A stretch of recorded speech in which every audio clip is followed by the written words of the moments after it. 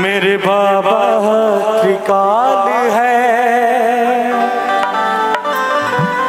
मैंने से दिन शीश झुकाए। ओम नमः शिवाय,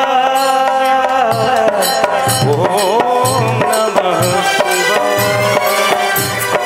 ओम नमः शिवाय,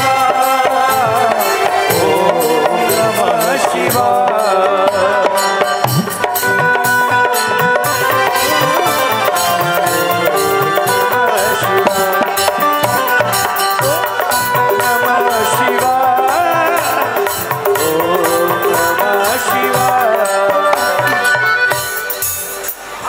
भैया ध्यान दीजिएगा कि भोले तेरी महिमा को कौन न जाने,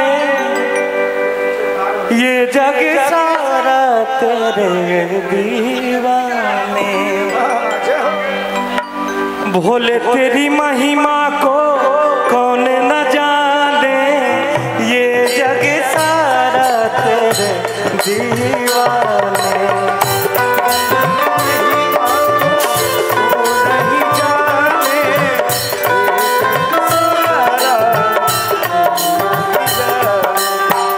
भोले तेरी महिमा को कौन न जाने, ये जग सारा तेरे दीवाने।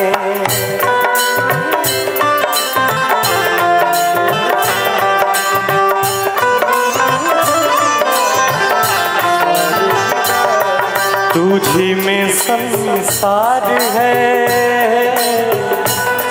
तू ही तो ओंकार है। देवों भी गुण आपके गाए। ओम नमः शिवाय, ओम नमः शिवाय,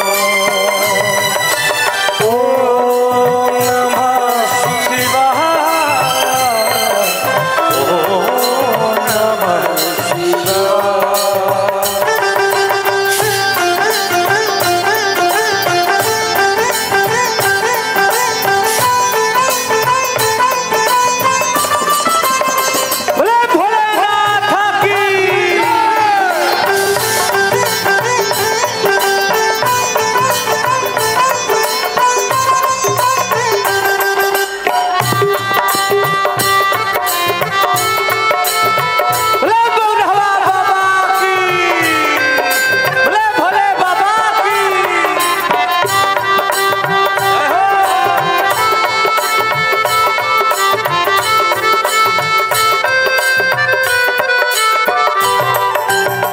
सारे जग के हो भाग्य विधाता, ऋषि मुनि ज्ञानी सुनाते गाता।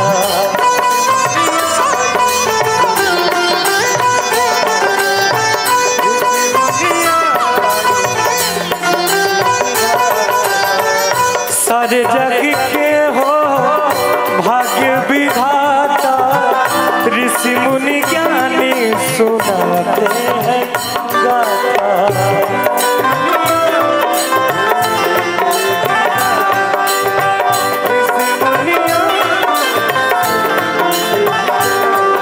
हे बाबा त्रिपुरारी हो, अर्जी है डमरूधारी हो। तेरे चरणों में मुक्ति मिल जाए। ओम नमः शिवाय, ओम नमः शिवाय, ओम नमः शिवाय, ओम नमः शिवाय,